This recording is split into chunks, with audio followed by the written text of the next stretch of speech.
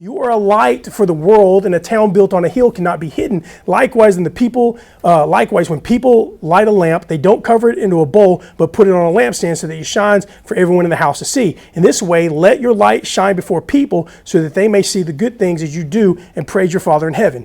Now, I'm going to put this on blast, okay? I got some guys on blast. Now, if you guys are in school, I told you I was going to share a little something right here. I'm going to stop for a moment on this one. People are watching you.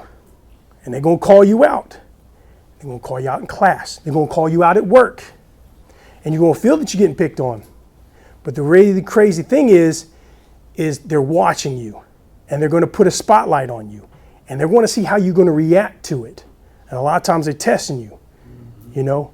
So when you are put in the spotlight, that is your time to shine. To shine. That is your time to be a witness. Because whatever you say and do, you're going to be representing the kingdom of heaven. You're going to be representing God's kingdom. And the moment you become a follower, and the moment that happens, you're going to realize you're about to have a lot of spotlights put on you. A lot of people are looking. Because you do something wrong, you're going to be giving a wrong impression of the kingdom of heaven. No pressure. It's just the kingdom of heaven on your shoulders. No, but this is your time to shine.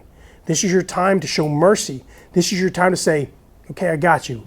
What do you need me to do? What do you need me to do to get better? What do you need me to do? What are you looking for? Work on the communication with the people putting you on the spotlight. Because some people put you on the spotlight. People are going to put you on the spot. And you do something that is outside the norm of what the world would consider normal. And you start doing things that's maybe just in the Bible or something.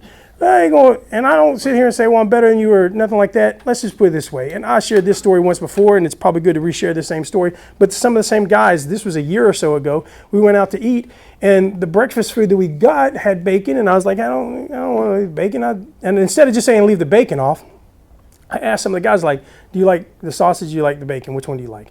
And the guy's like, oh, I like the bacon. I was like, well, just order the bacon and put it on his plate because he'll have extra meat. And they was like, oh.